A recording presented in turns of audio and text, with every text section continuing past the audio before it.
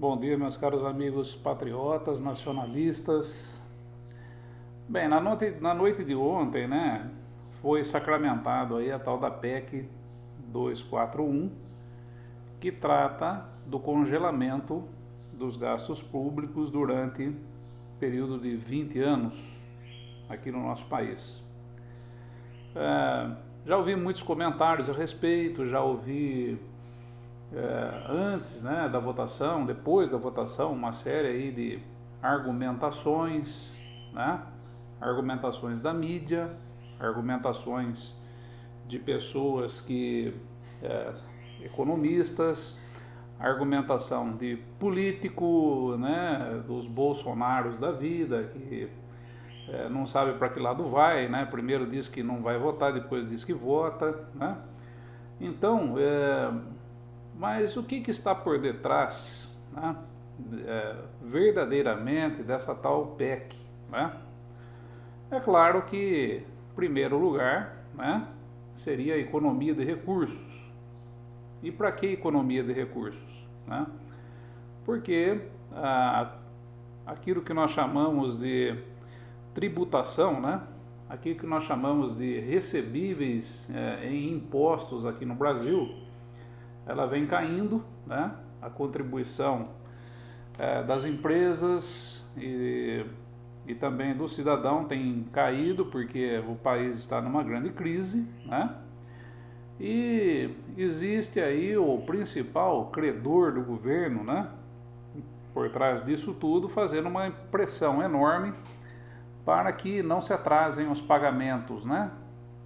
Existe uma pressão, inclusive todos os governos do Brasil, né, desde a tal redemocratização, estão sendo aí marionetes na mão de banqueiros e também na mão de especuladores internacionais aí que para o Brasil nunca trouxeram nada e para o mundo todo nunca trouxeram nada, simplesmente provocaram aí crises e quebradeiras, né, por interesses de uma série de países, né, pelo mundo afora, né. Inclusive aqui no Brasil nós temos o senhor Armínio Fraga, né, que é muito amigo do senhor Jorge Soros, né, quebraram a Tailândia, quebraram Filipinas, quebraram uma série de países aí para fazer dinheiro. Pois bem, a ideia da PEC 241 ela não é nova, ela já é bem antiga e não é agora no momento de crise apenas que surgiu essa ideia. O ex-ministro, né, e hoje presidiário Antônio Palocci, ele já em 2005, ele já trabalhava a ideia desta PEC aqui no Brasil. E qual é o objetivo disso daí? Apenas diminuir dinheiro? Melhor, diminuir gastos? Naquela época, o Brasil estava bem. O Brasil vivia um bom momento, né? O setor de imóveis estava indo muito bem, né? A indústria estava indo relativamente bem, né? Investimentos aconteciam, né? Tudo caminhava bem, mas por que então fazer naquela época aí uma lei, né? Uma emenda à Constituição para reduzir gastos públicos, né? Por que naquele tempo, né, fazer isso? Não havia assim tanto nexo, né, no que ele estava propondo, né? E hoje nós vemos aí que agora, no momento de crise, houve a oportunidade de se colocar isso adiante, né? Então nós já podemos perceber, né, que não é o ministro A, o ministro B, o ministro C que tem exatamente interesses, né, que tinham exatamente interesse na aprovação dessa PEC, né? A coisa vem de fora para dentro, não do governo para fora, né? Primeiramente, como eu disse para vocês, os interessados aí são os banqueiros. E em segundo lugar estão os especuladores.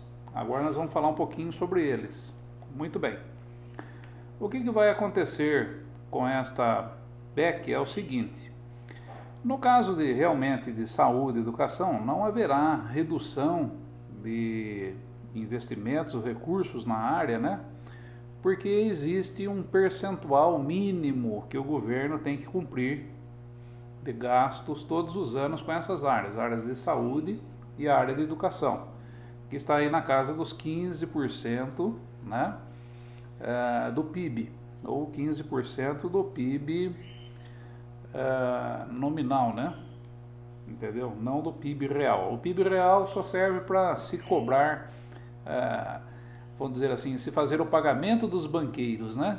O PIB real, ele serve para fazer o cálculo. Depois o nominal daí, o que sobra depois de descontado aí o dinheiro dos banqueiros é o que sobra para o povo, daí o dinheiro é fatiado dentro das diversos ministérios que existem, né, para que seja então investido. Muito bem. O que vai acontecer?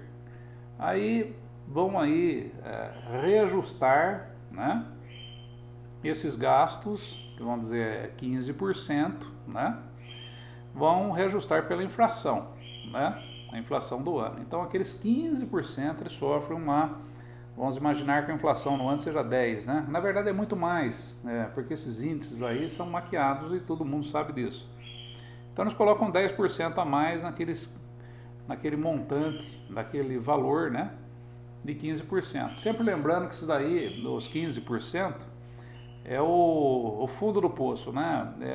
Vamos dizer assim, o piso, né? É o piso daquilo que se vai gastar com saúde e educação. Aí vai começar a acontecer a seguinte situação, né? Existem, por exemplo, o setor de saúde, né? Reajuste de preço de remédios, reajuste de preços aí de insumos, por exemplo, para se fazer exames, né? Entende? Existe aí reajuste no preço do oxigênio, reajuste no...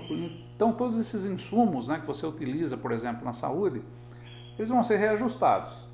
E o valor vai ficar acima da inflação, né? Sempre fica acima da inflação, nunca ficou abaixo, a gente sabe disso, né?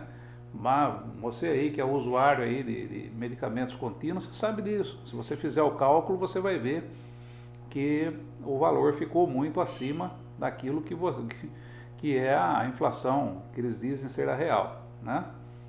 Daí ficou aquele compromisso que o governo vai manter, né? Não vai faltar nada e etc. Eles vão tirar o dinheiro da onde? Existe dentro do orçamento da União aquilo que nós chamamos de gastos discricionários. O que são os gastos discricionários? São aqueles gastos que não dependem do piso. Ele não tem piso e também não tem teto para serem gastos, né? Estou falando especificamente aqui nos investimentos em máquinas, insumos, materiais aí para uma série de situações, né? E agora eu vou aqui me focar apenas por exemplo, manutenção de estradas, né? Para fazer a manutenção de uma estrada federal, você precisa ter máquinas, né? Rolo compressor, aquela parte de terraplanagem, né? Os equipamentos para terraplanagem, você precisa ter usinas de asfalto, você precisa ter aqueles equipamentos para fazer ranhura, para você fazer recapeamento de pista, você precisa comprar piche, você precisa comprar o asfalto, seja ele frio ou quente, né, para você poder tapar buraco e tudo mais. Tá. Então, como o governo não tem de onde tirar, ele pode remanejar os gastos discricionários. Então, durante 20 anos, né, aquela máquina, por exemplo, aquele rolo compactador que você usava para compactar uma estrada, ele vai ficar aí obsoleto, ele vai ficar totalmente destruído em 5 anos, né? Dependendo do uso, né? O DER aí acaba fazendo manutenção, bem ou mal, né, de algumas estradas. E ficou obsoleto, você precisa fazer o quê? Não compensa você ficar comprando peça para trocar. Então você vai lá e troca a máquina logo de uma vez. Só que daí não vai ter dinheiro. Então, o que vai começar a acontecer? O rolo compactador, a moto niveladora, o trator de esteiras, a usina de asfalto, os caminhões basculantes, os tratores, né? Tudo vai começar a ficar sucateado. Esse parque, vamos dizer assim, vai ficar sucateado, né? Vai ficar sucateado, por exemplo, estradas de rodagem, vai ficar sucateado aeroportos, vão ficar sucateados os portos aqui do Brasil, né? E quando ficar sucateado e a coisa começar a mancar, né, dentro de uns 5 anos mais ou menos, aí vai começar a acontecer aquilo que a gente chama de onda de privatizações, né? Olha, nós não estamos conseguindo fazer a manutenção das estradas. Ah, vamos lá né, e vende.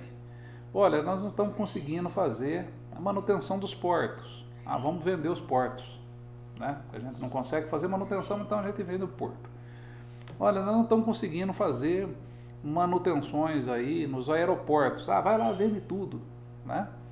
E assim sucessivamente. Só que daí o que vai acontecer? Esses insumos aí, vamos dizer, máquinas, equipamentos, ele não é o valor real, né? Vamos dizer, porque um trator ficou podre, não quer dizer que, né, todo o departamento, toda a estrutura seja podre, para que você, vamos dizer assim, privatize, né? Existe um valor muito maior. Mas daí vamos usar a argumentação de que aquilo está, vamos dizer assim, deteriorado, né, sucateado, para vender barato, né? E daí na outra ponta vão estar os especuladores. Claro, os especuladores, esses são os especialistas em comprar galinha morta, né? Então eles vão comprar as galinhas mortas, né? E eles estão agindo então nas duas pontas. Eles estão agindo na ponta onde eles recebem aí os juros, né, de um dinheiro que andaram comprando aí papéis aí do governo, né, que o governo acabou vendendo aí para se financiar, né, aí foi tudo parar na corrupção, com certeza.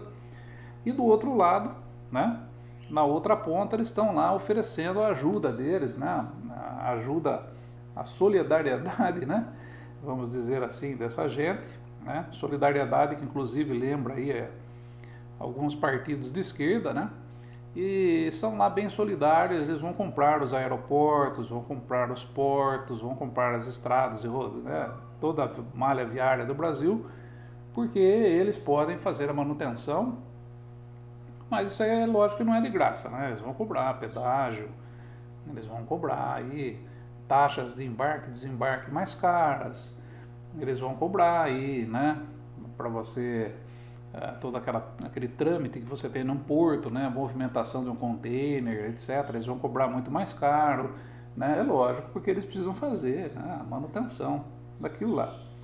Então é tudo uma tremenda uma empulhação, uma tremenda uma enganação, né, e tudo vai ser levado a isso.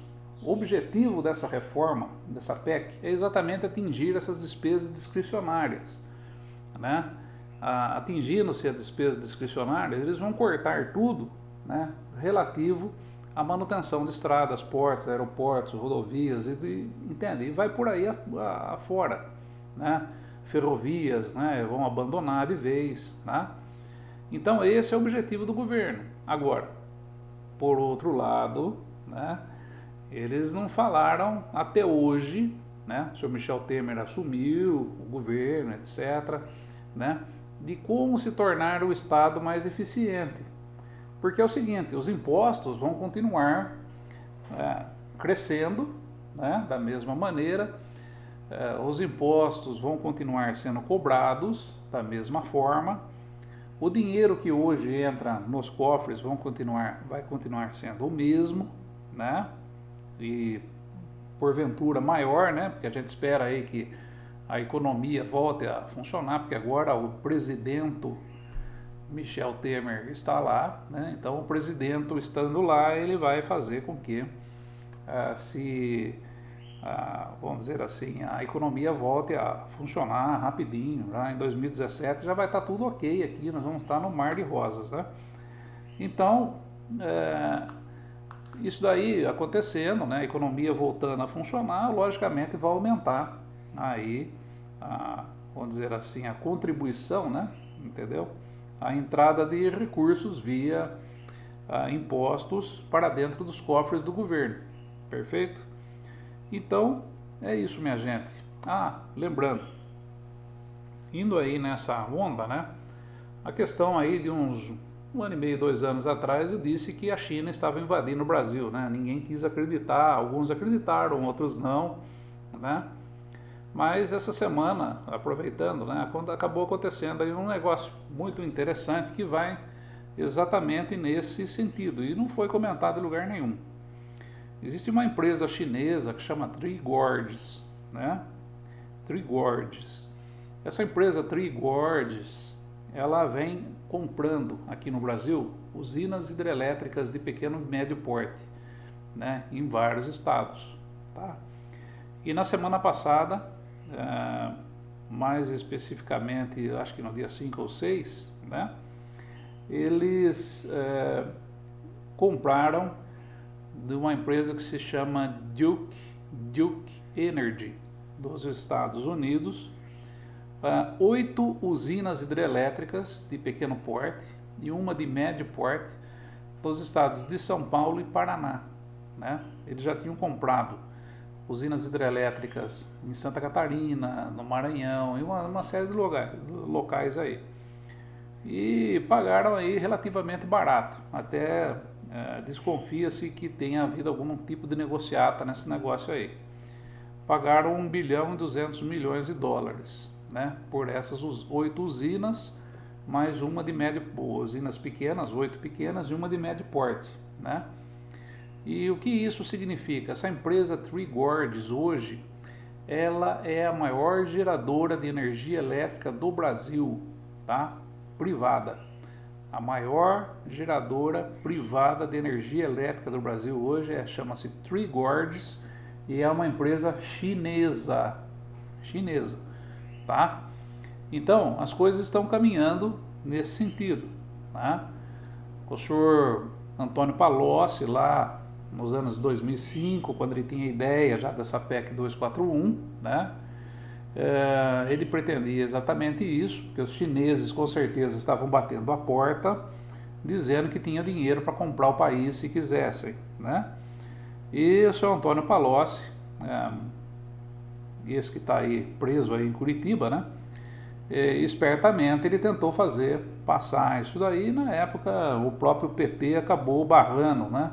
Entende? Essa ideia aí. Por quê? Porque quando você tem privatizações, agora vamos chegar no ponto principal. Quando você tem privatizações, né, conforme vão acabar acontecendo inevitavelmente devido a essa PEC 241, porque os gastos discricionários vão ser usados em outros lugares e a manutenção dessas empresas vai ficar deficitária, então vai acontecer o seguinte, né? É lógico, né, tanto na votação dessa PEC 241, né, como nessas privatizações, vai rolar muito dinheiro nos bastidores em forma de comissão para políticos. Isso é absolutamente certo, né? Vai rolar muita grana para aí os responsáveis pelas privatizações, né?